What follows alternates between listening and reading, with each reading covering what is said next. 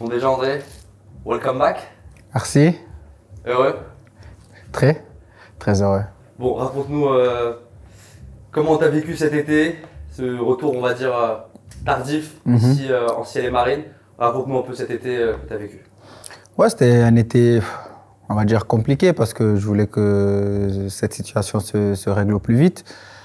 On était déjà plus ou moins OK à la fin de la saison pour continuer cette saison ensemble. Après, bon, voilà, les aléas du football, la situation financière du club, etc., ont rendu les choses un peu plus compliquées. Mais voilà, je savais ce que je voulais. Je voulais vraiment revenir. Après, oui, il y a eu des sollicitations, mais des clubs où il y en avait un ou deux qui m'ont quand même intéressé. Je vais pas ici m'asseoir là et mentir, mais à la fin, quand j'ai fait le pour et le contre, voilà, j'ai voulu continuer l'aventure avec le club et puis tant mieux que ça s'est fait. Par rapport à ton état de forme, si je me trompe pas, tu étais au Ghana avec tes équipes pour travailler à un retour à tout moment. Tu as déjà intégré l'entraînement collectif avec le groupe, comment tu te sens? Ah oui, de mieux en mieux. Après, voilà, oui, c'est vrai que j'ai bien bossé. Je sais plus ou moins ce qu'il faut faire, même avec notre préparateur physique ici. On a toujours été en contact. Alors aussi, il me donnait deux, trois choses en plus à faire. Après, il n'y a rien qui remplace le match. Ça, faut pas se voiler la face. Il me faudra quand même un peu de temps pour être au meilleur de ma forme sur les matchs de L1. Mais je vais tout faire et faire en sorte que ça soit très bref et que je puisse donner le meilleur de moi-même très vite pour ce club, pour l'équipe, les joueurs et surtout les supporters qui m'ont vraiment montré beaucoup de soutien depuis la saison dernière et même avant de re-signer. Voilà, tout ce que je recevais de tout le peuple à vrai me touchait énormément, que ce soit sur les réseaux sociaux, etc. ou ce que je voyais. Ça, voilà, alors je veux leur rendre ce qu'ils me donnent. Tu parlais de l'amour des supporters. Je pense qu'on peut demander à n'importe quelle personne dans l'environnement du club, il n'y a pas un seul jour où nous on demandait il revient quand André? Voilà, maintenant je suis là, il faut que je fasse le boulot. Il y a une étape de fait, mais voilà, la plus importante est là. Je dois assumer mes responsabilités, assumer le rôle que je vais avoir et je dois faire mon boulot sur le terrain, tout simplement. Voilà, c'est plus facile de le dire que de le faire, mais je sais ce qu'il y a à faire et je vais bosser pour faire en sorte qu'on ait des victoires, qu'on ait des bons matchs. Voilà, on va suivre les conseils du boss, DJ, on va bosser, on va continuer à travailler. Je crois en ce groupe, je crois en l'équipe, je crois en la ville qui soutient le club. C'est sûr que ça ne va pas être facile, mais je pense qu'on va s'en sortir.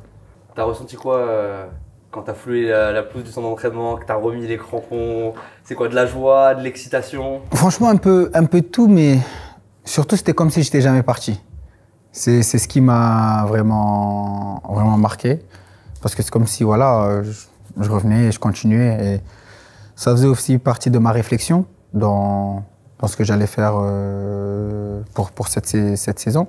C'était important pour moi aussi d'être où je connais, où les gens me connaissent, où ça va pas être compliqué à se comprendre. Je sais ce que le coach ou le staff, les dirigeants ils veulent.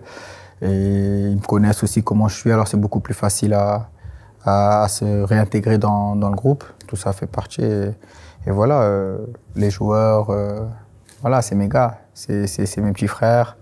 On est très proches, même quand j'avais pas encore signé, avec la plupart, on était souvent en contact, avant les matchs, après les matchs, etc. Alors il y a toujours une très bonne relation avec les mecs et il faut qu'on garde ça, qu'on continue à bosser. C'est vrai qu'en ce moment c'est dur, mais il faut s'y attendre. On est en Ligue 1, il y a des périodes où ça va être compliqué.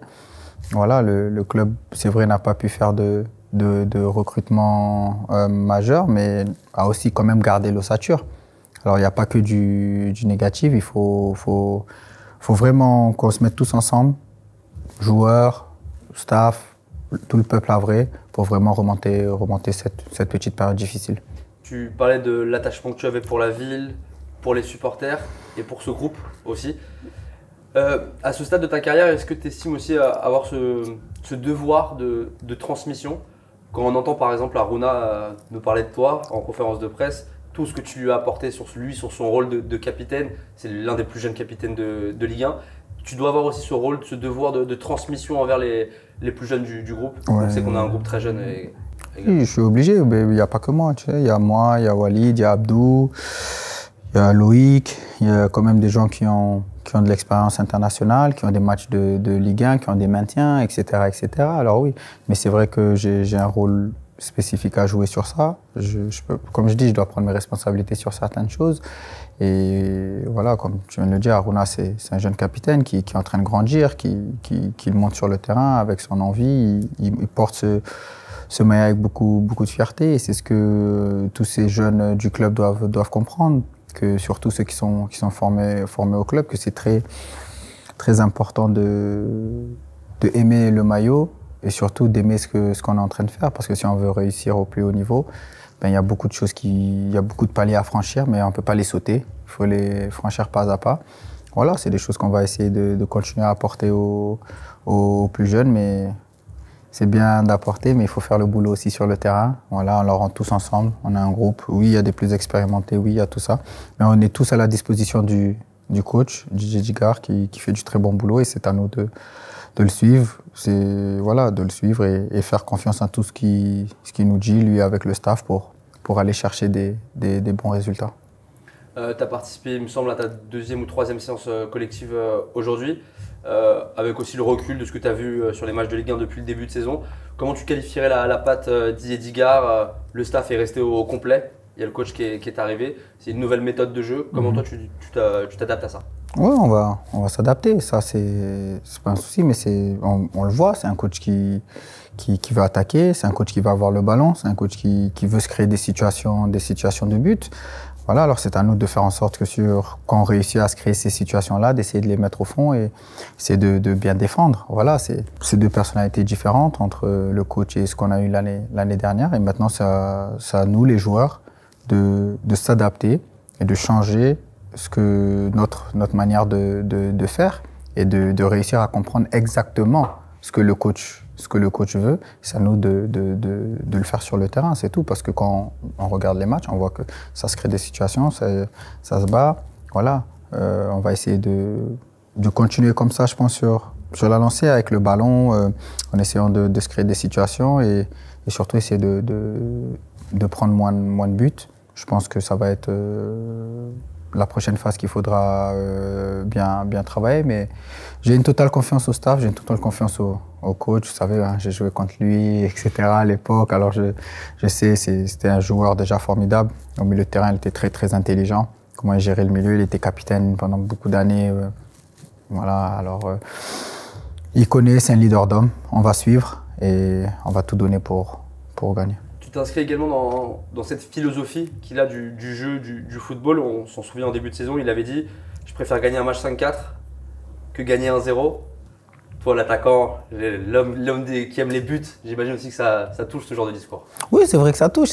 Ça, c'est très important pour un offensif d'attaquer. Maintenant, c'est vrai qu'on est offensif. Si on réussit à marquer ou de faire une passe décisive, on veut quand même gagner. Alors, on doit nous faire en sorte de bosser, que si c'est un 5-4, ben qu'il reste 5-4 quoi. Et qu'on ait les 3 points à la fin. C'est pour moi ce qui est très, très important, c'est qu'à la fin, si tu es un joueur offensif, c'est de pouvoir être décisif, que ce soit en marquant ou en faisant une passe ou la course qui crée le but, tout ce qui est décisif, mais surtout que cette chose serve à donner des points à l'équipe, que ce soit 3 points ou 1 point. Et pour moi, c'est l'essentiel. Mais oui, c'est sûr que si on attaque plus, ben on aura plus de situations de but et c'est après aux offensifs d'essayer de faire le boulot pour mettre le ballon au fond. Tu as vécu des grands moments l'année dernière avec ce groupe, ces supporters, ce stade qui est juste derrière nous.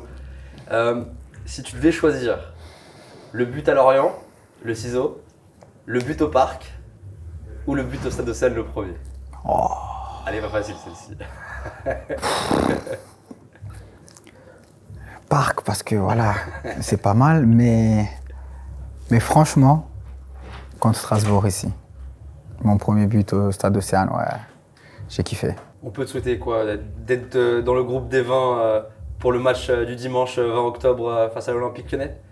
C'est un premier souhait déjà? Oh, vous savez, ça serait bien, mais on y va. Step by step. On va voir ce qu'il donne. Il y a la semaine d'entraînement. On va bosser, mais ça serait bien de vite retrouver les supporters au stade. Ça me ferait très très plaisir et de refouler la pelouse du Stade Océane. Dernier moment de cette interview, si tu avais un message à donner aux supporters, si les Marines qui t'ont tant attendu, c'est maintenant, monsieur André. Je suis très heureux d'être là. Franchement, le peuple havrais, ça me touche, l'amour que vous m'avez montré depuis le début. J'espère que je vous l'ai montré aussi en revenant ici, mais je vais essayer de tout faire pour vous rendre encore plus fiers, rendre cette ville encore plus fière et faire en sorte qu'à la fin de la saison, on sera encore une équipe de Ligue 1. Merci à vous et vraiment à bientôt.